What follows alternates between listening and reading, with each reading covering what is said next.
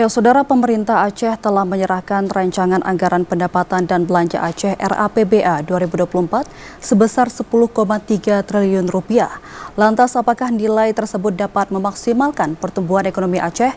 Untuk membahas hal tersebut, berikut kita telah terhubung bersama pengamat ekonomi Universitas Syah Kuala Syukri Abdullah. Assalamualaikum Pak Syukri. Waalaikumsalam warahmatullahi wabarakatuh. Ya baik, terima kasih Pak Syukri telah bergabung bersama kami dalam Aceh hari ini. Ya Pak Syukri, ini sesuai dengan tema kita pada hari ini, menakar kualitas RAPBA 2024. Nah, bagaimana tanggapan Bapak terkait dengan RAPBA 2024 sebesar 10,3 triliun lebih ini? Apakah ini perlu untuk dikaji ulang, Pak Syukri? Ya, terima kasih Mbak. RAPBA dari segi jumlah mungkin mengalami penurunan dibandingkan ketika dana otsus masih 2% dari DAU nasional ya, dan sekarang tinggal 1% dan penurunan ini sangat signifikan, tinggal 10, sekian triliun. Saya kira masalah cukup tidaknya pendanaan untuk pembangunan di Aceh itu sangat tergantung pada seberapa efektif kita menyiapkan dokumen perencanaan dan anggaran daerah. Jadi tidak mesti jumlah yang besar kemudian akan meningkatkan kesejahteraan rakyat lebih baik daripada jumlah anggaran yang mungkin tidak terlalu besar. Gitu. Jadi saya kira perlu dipahami bahwa efektivitas penggunaan anggaran itu mungkin sangat penting untuk didiskusikan lebih lanjut, terutama berkaitan dengan pengalokasian untuk belanja-belanja yang berhubungan dengan kepentingan masyarakat banyak. Ini sebagai gambaran awal, Mbak. Iya baik Pak Syukri, seperti yang sudah Bapak katakan tadi juga bahwasanya angka tersebut terus mengalami penurunan dari tahun ke tahun. Nah, lantas apa saja dampak atau pengaruh terhadap pertumbuhan ekonomi Aceh ini, Pak? Pertumbuhan ekonomi tentu memiliki banyak determinan ya, banyak faktor yang akan mempengaruhi pertumbuhan ekonomi. Tetapi secara umum aktivitas perekonomian di masyarakat itu sangat menentukan tingkat pertumbuhan ekonomi, yang tentunya akan terkait dengan keberadaan perusahaan-perusahaan yang membuka lapangan kerja dan juga aktivitas ekonomi yang bisa meningkatkan nilai tambah bagi komoditas yang dihasilkan oleh masyarakat di Aceh. Jika transaksi banyak terjadi sebagai efek dari anggaran ini, maka aktivitas ekonomi juga akan semakin tinggi dan itu berarti akan meningkatkan PDRB. Tetapi juga jangan lupa bahwa kesejahteraan rakyat itu juga sangat dipengaruhi oleh berbagai kebijakan yang dibuat oleh pemerintah daerah di dalam menggunakan anggarannya. Ada anggaran yang justru hanya menjadi beban bagi pemerintah daerah karena misalnya pembangunan aset seperti gedung atau bangunan fisik lainnya yang tidak menghasilkan pendapatan atau tidak mendorong terjadinya aktivitas ekonomi masyarakat.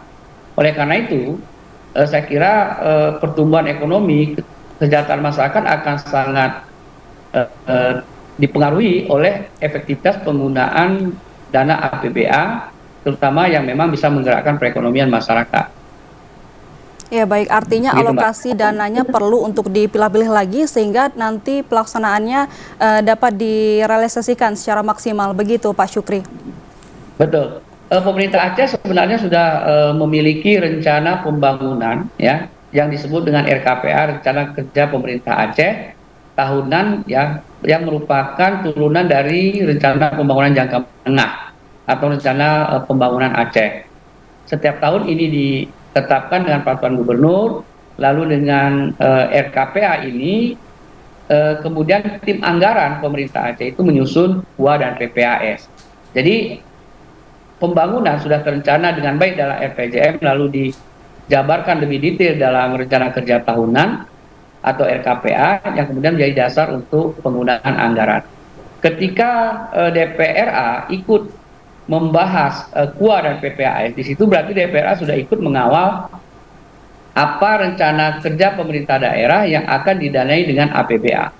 Apakah ada proyek atau program dan kegiatan yang tidak sesuai dengan kepentingan publik atau hanya akan membebani anggaran, tentunya DPRA bisa melakukan penolakan atau melakukan pengkajian kembali untuk urgensi dari proyek-proyek tersebut. Jadi penggunaan anggaran harus terencana yang sudah diselesaikan Bapeda dan SKPA yang terkait dengan penggunaan anggaran tersebut. Ya baik Begitu, Pak. Mbak. Ya baik Pak Syukri, sesuai dengan menurut kacamata Bapak sebagai pihak akademisi. Nah ini kita tahu tahun 2024 kita juga akan dihadapkan dengan beberapa program prioritas, salah satunya pemilu ya pada tahun 2024 nantinya. Dan juga dalam APBA ini juga telah diajukan anggaran pilkada ini sebesar 145 miliar lebih. Nah menurut Bapak apakah seperti apa rasionalisasi anggaran ini Pak? Anggaran tentu dipengaruhi oleh beberapa hal ya, misalnya kebutuhan masyarakat, lalu kemudian ada kebijakan dari pemerintah pusat yang harus dipatuhi, dan juga kebijakan lain yang relevan dengan kepentingan daerah. Nah, penghitungan kebutuhan untuk penyelenggaraan pemilu di Aceh di tahun 2024 semestinya menggunakan analisis yang tidak didasarkan pada kepentingan pihak-pihak tertentu terhadap penggunaan anggaran. Ya. Di pemerintahan adalah sesuatu yang lazim, ya walaupun sebenarnya tidak etis gitu ya. Ketika markup anggaran itu dilakukan oleh pengusul anggaran. Siapa yang mengusulkan anggaran? Tentu pihak yang nanti akan menjadi pelaksana dari kegiatan yang akan dibiayai dari anggaran tersebut. Dalam hal usulan anggaran dari KIP Aceh untuk penyelenggaraan pemilu 2024 sebesar 140 miliar lebih itu, ya kita berharap KIP sudah menghitung dengan seksama tanpa tanpa melakukan markup yang bisa menimbulkan pemborosan anggaran. Penghitungan ini tentu didasarkan pada kondisi real yang ada sekarang dan kemudian estimasi tentang kemungkinan terjadinya kenaikan harga atau inflasi di tahun 2024. Oleh karena itu, efektivitas dan efisiensi menjadi bahan pertimbangan ketika kita melaksanakan pemilu di 2024, sehingga anggaran yang membebani daerah ini, ya karena ini tentu jumlah yang sangat besar ya, 140 miliar ini sangat besar apalagi bagi kabupaten kota. Ya, bagi pemerintah provinsi saja ini sudah cukup besar apalagi bagi kabupaten kota, sehingga kita berharap selain pelaksanaan pemilu nanti bisa berlangsung dengan jujur, tertib, juga tidak kemudian menjadi masalah karena adanya masalah korupsi atau penyalahgunaan anggaran yang sebesar 145. Kalau apakah dana ini termasuk besar atau kecil, saya kira sangat relatif ya, tergantung dari beban kerja yang akan dilaksanakan oleh KIP Aceh. Ya, begitu Mbak. Baik, tergantung dari beban kerja yang akan dilaksanakan oleh KIP Aceh nantinya. Nah, Pak Syukri, ini kita tahu juga selama ini bahwasanya dana otsus juga menjadi penopang besar dalam meningkatkan perekonomian. Nah, sebelumnya sehingga PJ Gubernur Aceh ini juga telah mengusulkan perpanjangan dana otsus. Lantas sebenarnya seberapa bergantungkah Aceh dengan dana otsus ini, Pak? Dana otsus ini ibarat pisau bermata dua ya. Yang pertama memang sangat menguntungkan bagi Aceh ya, karena dengan adanya dana otsus, infrastruktur kita sudah termasuk sangat bagus atau bahkan mungkin yang terbaik di se-Indonesia gitu ya. Di mana sampai ke pelosok daerah itu sudah ada jalan yang diaspal dengan bagus gitu. Tetapi perlu diingat bahwa jalan di Aceh itu tetap bagus itu salah satu karena tidak banyak truk ya, truk dengan muatan berat yang melintas di sana. Mengapa tidak banyak truk yang melintas? Karena ekonomi Aceh itu tidak berkembang dengan baik gitu, tidak banyak industri, tidak banyak pabrik, tidak banyak pertambangan dan sebagainya, sehingga jalannya tetap kelihatan bagus gitu. Sementara di Sumatera Utara sebagai pembanding itu jalannya cepat rusak karena memang aktivitas ekonominya berat. Truk yang membawa barang atau komoditi yang dihasilkan oleh penduduk Sumatera Utara itu memang luar biasa produktifnya, gitu, luar biasa banyak. Jadi jalan rusak itu juga indikasi bahwa aktivitas ekonominya tinggi, sementara di Aceh ini aktivitas ekonominya rendah. Itu yang pertama. Yang kedua, kita kemudian menjadi terbiasa bergantung pada otsus. Kita harus akui bahwa beberapa pemerintah daerah di Aceh, ya, termasuk pemerintah Aceh juga, menjadi sangat lamban di dalam menyiapkan strategi untuk peningkatan PAD-nya, pendapatan asli daerahnya. Beberapa daerah di Jawa itu bahkan memiliki PAD yang di atas 40%. Di Aceh, rata-rata daerah itu tingkat PAD-nya, pendapatan asli daerahnya itu di bawah 10% dari total kebutuhan belanjanya. Jadi ini tentu sangat rendah.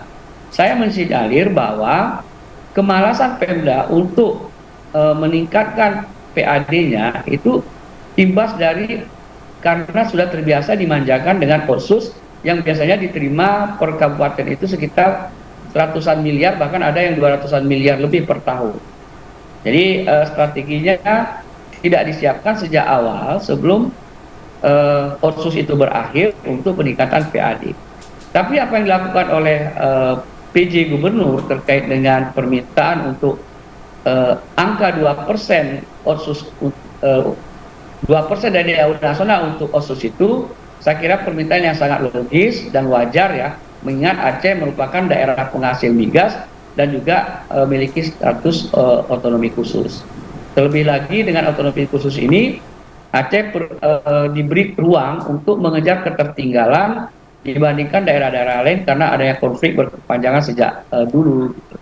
Jadi wajar saja otsus diperpanjang. Saya sangat mendukung otsus diperpanjang, tetapi pemerintah Aceh harus menyiapkan strategi agar pelaksanaan pembangunan, ya, terutama yang berpedoman pada anggaran dan rencana pembangunan itu betul-betul dilaksanakan secara efektif dan efisien.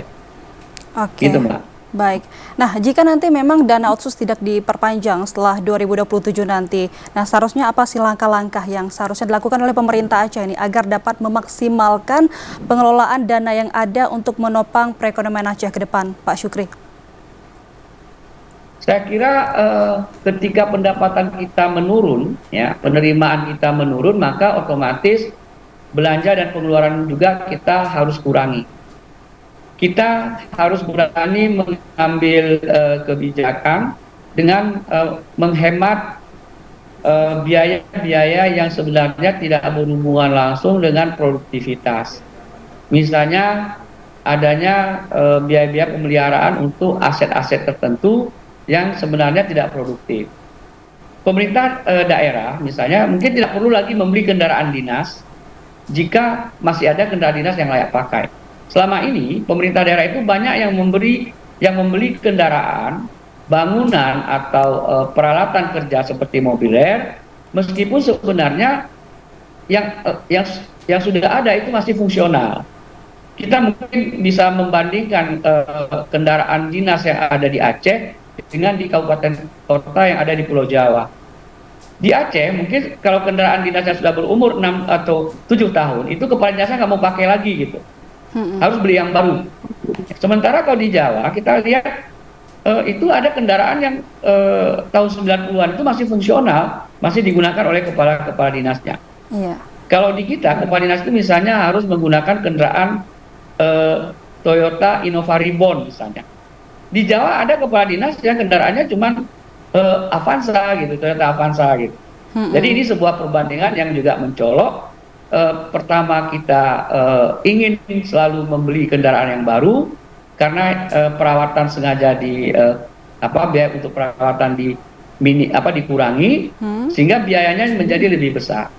Kalau ditanya kenapa sih pejabat kita suka sekali untuk pengadaan, karena kalau kita mau jujur tidak bisa dipungkiri setiap pengadaan itu ada fee-nya, ada komisi yang diterima oleh pejabat daerah dari setiap pengadaan atau pembangunan sarana prasarana atau bangunan yang baru. Sementara kalau di perawatan, ya pemeliharaan itu fee-nya tidak ada gitu. Jadi perilaku koruptif yang ditunjukkan di pemerintahan kita itu sebenarnya sudah terbaca di masyarakat. Ini bagian dari pemborosan yang sebenarnya sudah terencana sejak penyusunan anggaran, bahkan mungkin sejak penyusunan rencana kerja pemerintah daerah. Kalau kita jujur, ya banyak sekali pemborosan-pemborosan yang terjadi yang kemudian menyebabkan efek pembangunan yang menggunakan dana otsus itu tidak kelihatan. Jadi intinya yang pertama kita tentu harus menghemat belanja-belanja kita dengan cara mengurangi belanja-belanja yang tidak perlu, termasuk belanja modal, pengadaan kendaraan dinas, pembangunan gedung baru, atau penggantian mobiler yang ada di kantor-kantor tersebut. Lalu yang kedua, tentu dengan meningkatkan potensi PAD. Banyak daerah yang punya potensi tapi tidak dipungut pajaknya. Misalnya pajak sarang burung walet gitu ya. Dulu pemerintah pusat memberi ruang untuk memungut pajak sarang burung walet. Jadi banyak sekali pendapatan pengusaha atau pemilik bangunan dari sarang burung walet. Tapi ternyata Pemda tidak memungutnya. Ya, jadi ini potensi yang harusnya bisa dipungut oleh daerah. Kemudian juga terkait dengan pengembangan objek wisata ya. Aceh itu sebenarnya memiliki potensi besar untuk wisata, pantainya bagus gitu ya. Kemudian hutan dan gunungnya juga bagus, tetapi selama ini mungkin tidak berkaitan tidak dikembangkan untuk menjadi objek wisata dari luar. Secara sederhana ya kita bisa melihat bahwa banyak sekali wisatawan sekarang datang ke Aceh. Yang menarik wisatawan lokal terutama ya, yang menarik itu justru karena ada kebijakan pemerintah pusat di mana untuk pejabat dari luar Aceh datang ke Aceh itu uang harian selama di Aceh itu lebih besar daripada di provinsi lain. Ya, jadi kalau misalnya ada pejabat dari Jawa gitu ya, mau studi banding ke Medan, Sumatera Utara atau ke Aceh, mereka akan memilih ke Aceh. Karena uang hariannya di Aceh ternyata lebih besar daripada Sumatera Utara. Itu contoh ya sebenarnya hikmah dari kebijakan pemerintah pusat. Ya, jadi saya kira peningkatan potensi PAD itu harus dikembangkan sehingga kemudian setiap daerah bisa membiayai kebutuhan belajarnya dari PAD yang diperoleh dari pengembangan tersebut. Kemudian yang terakhir, yang ketiga, saya kira kita perlu membuat jejaring atau kerjasama dengan pihak-pihak di luar Aceh. Untuk pengembangan Aceh kita tidak bisa hanya mengandalkan pengusaha atau investor lokal. Juga tidak hanya bisa mengandalkan investor nasional. Sudah beberapa kali kita melihat ada wacana atau studi banding atau kerjasama yang dikembangkan dengan beberapa negara Arab misalnya atau Eropa, tapi sampai sekarang ternyata belum bisa terrealisasi. Tentu ada yang perlu diperhatikan lagi, ya mengapa realisasi itu tidak ada sampai sekarang, sementara biaya-biaya yang dikeluarkan untuk melakukan kunjungan ke luar negeri, untuk melakukan penandatangan kerjasama dan sebagainya itu kemudian bisa membuahkan hasil. Saya kira perlu kerja keras lagi untuk kita ke depannya. Terima kasih, Mbak. Ya, baik. Terima kasih Pak Syukri Abdullah selaku pengamat ekonomi Universitas Syah Kuala yang telah bergabung bersama kami dalam acara hari ini pada sore hari ini. Terima kasih Pak atas waktunya. Wassalamualaikum warahmatullahi wabarakatuh.